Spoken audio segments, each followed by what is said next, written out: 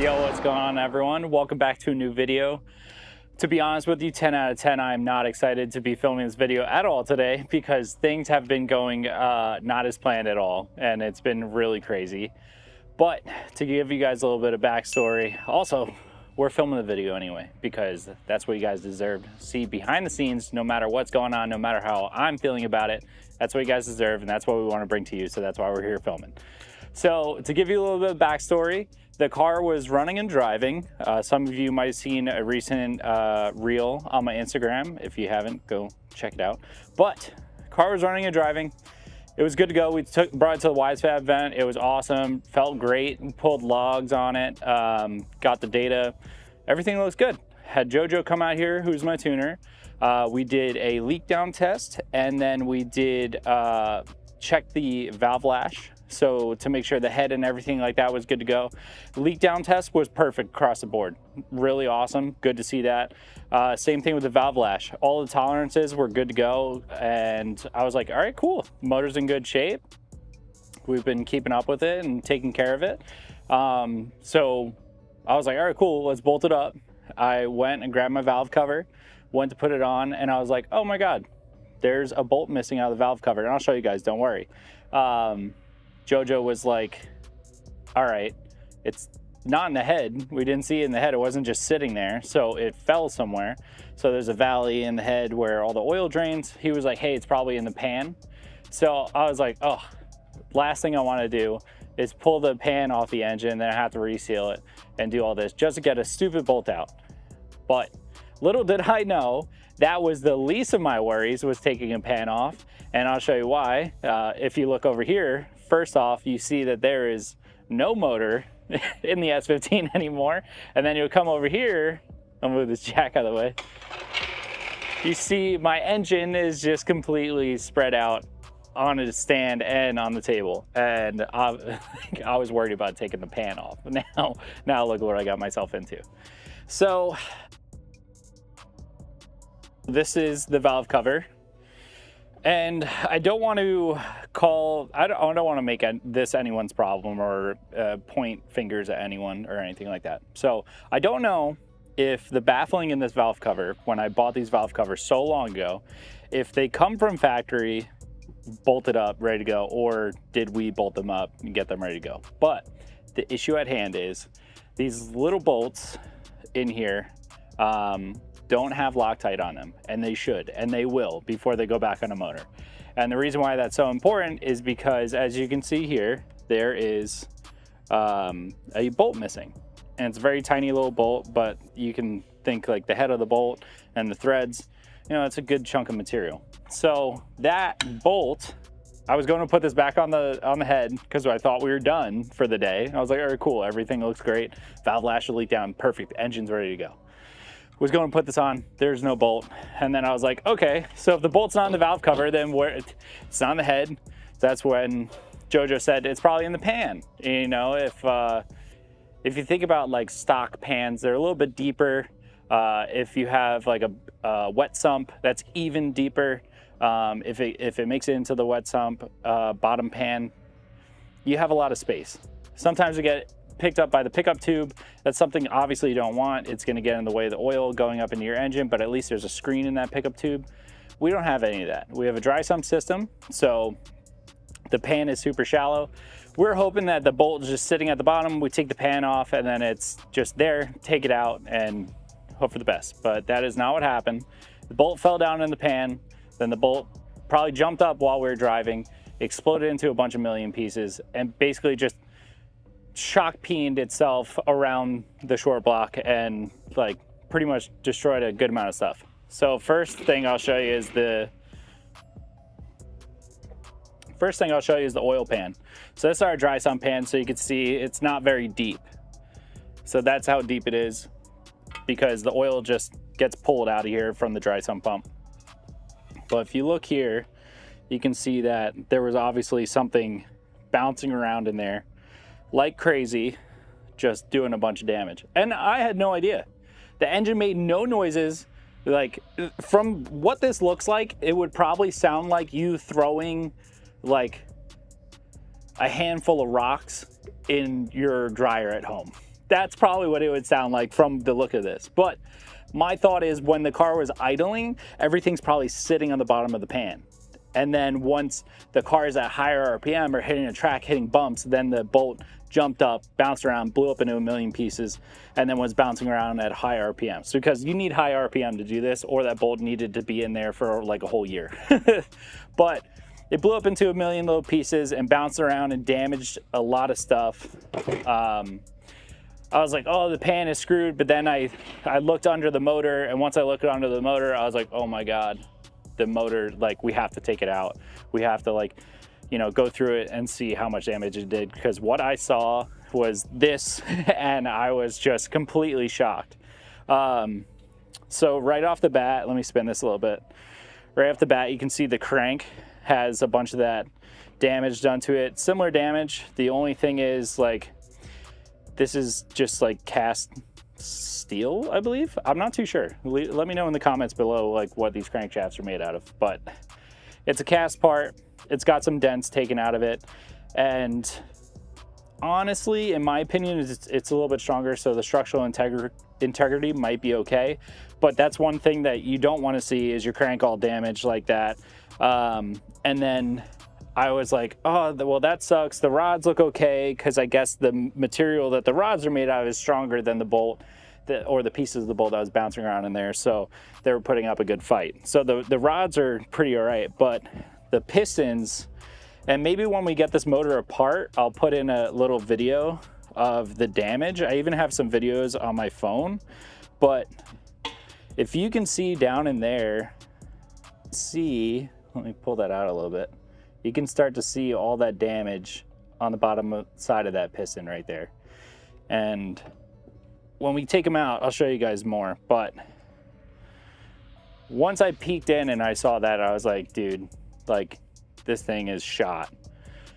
But we're trying to figure it out, see what we can do. Got with Jojo, got him back in here so we can come up with a plan. And we do have a plan. Luckily, there's a really good filter in the dry sump tank before the oil gets pulled out of that pan, sent through the pump, and then it goes back to the tank. And then the pump also pulls from the bottom of the tank, pressurizes it, sends it to the motor. So all of this damage was getting picked up from the scavenge side of the pump, which means it's pulling oil out of the pan and sending it back to the tank so that it can do its thing, cool off, get everything good to go, and then send it back into the pump. So in the tank, there's a filter that takes that oil that's coming back from the motor and filters it before it goes through the pressure side and back through the motor. So this right here is the filter that was in the top of the dry sump tank. And as you can tell, that's a lot of material. And you do not want this going through your motor, because that would just ruin everything. So that's why I was so surprised, because I was like, dude, everything in the motor above, like the head, everything that we looked at, it looks great. So my main thought right now is that this one filter right here, that I think it might even be kind of an expensive filter, like in terms of filters. I think this is like probably like $30, but I think this $30 filter might have saved us from completely ruining the whole entire engine and all the lines for the engine. Because I feel like a lot of people don't think about this. When you have that much material going through your engine, that means it's also going through all of your filters. So you got to change out all your filters. But then the next thing is all the lines that oil goes through. That if you blow up a motor and all that material goes through the lines, you have to get new lines, or you have to clean them very well. Like, you maybe like use a machine like ultrasonic or whatever to get all that material out. But luckily, the only lines that this material with oil went through are 2 lines going back to the tank. So here's what we're going to try and do. We're going to try and save this block, because Jojo does have another block, but I don't want to use it. And the main reason why is because this block has billet main caps on it. So the billet main caps, if you want to come take a look really quick, these caps right here, they're billet steel and they're super strong. And this is one of the most important things that you can do for a 2J that's being a drift car that's making upwards of 1,000 horsepower at high RPM. This keeps the crank in the block, keeps it from flying out at high RPM and catastrophic failure. So the block that JoJo had doesn't have billet main caps.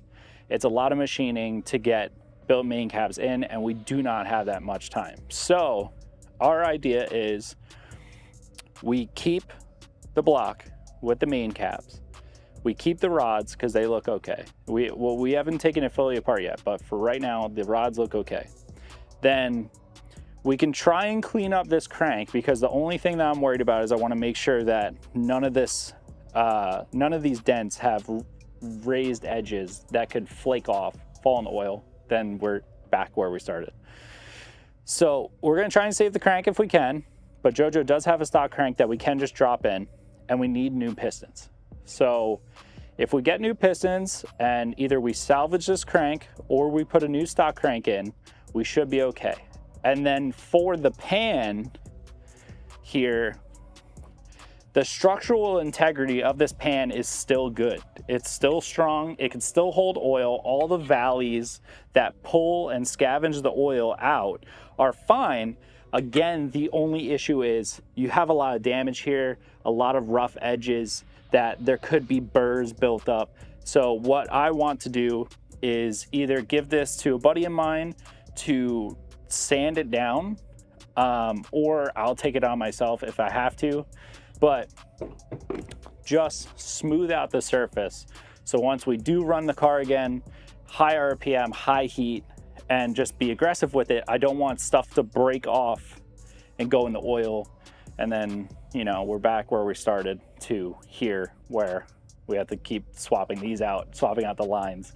Or even if material got past this and then goes through the pressure side of the pump, takes out the dry sump pump, takes out, you know, the head, all the components up there, and then we basically have to build a motor top to bottom. We can't do that. If we had to build a complete motor top to bottom right now, I'd probably say we're not driving this year. Honestly, this alone has me questioning like if we're going to be able to make this happen. So it's a really crappy position to be in, and the fact that it's happening when I probably have about 2 weeks to get this car ready to go before it needs to get on a trailer, and we need to drive to Atlanta to go race. So crazy stuff going on. That's why I'm telling you guys, I'm like not super excited to be filming this video, but hey, it's got to happen. This is the stuff that goes on behind the scenes that a lot of people don't get to see, and we want to be the ones to give it to you. So that's our plan. We're going to try and salvage this short block. Also, I didn't talk about the dry sump pump, but we did look at the dry sump pump, and it's got these, I'm going to try not to pour oil all over myself. And don't worry, I know I don't have these things capped off right now, but we're going to make sure everything's super clean and before it goes back on the car. So don't fight with me in the comments, because I'll fight back. I'm not in the mood. If anyone out there, if you know like a supercharger or like a Roots like blower, I think it's like very similar inside this pump to that. It's like these two, it's kind of crazy. It just looks like a supercharger. It's these like cogs that like spin together, and that's what makes the pressure, pulls and scavenges the oil. And then also there's another stage that makes the pressure, sends it to the motor. But the inside of there, we're looking at it, there's no scoring, there's no crazy damage. I'm pouring oil on the floor because I like to make a mess, but that looks good. I think the main thing is the main damage that was done to the motor was done to the aluminum stuff in the motor, the pistons and the what's called the pan. So aluminum is a softer material. Yes, if a piece of the piston broke off and a big chunk of it, then yeah, you'd probably have catastrophic failure. It would have taken something out on its way out. But since it's smaller material, that's a thinner, more softer metal, I'm thinking that's why the dry sump pump didn't get completely chewed out and broken. So we think the pump is going to be good. We're crossing our fingers on a lot of stuff here, but it's just, I don't know. That's just where we're at. So we have a plan to get this back together and get it fixed. We just need to get the parts. I mean, we're low on funds right now, so we're trying to make some deals and try and get all the parts to get this fixed. So we're going to show you how we get it done.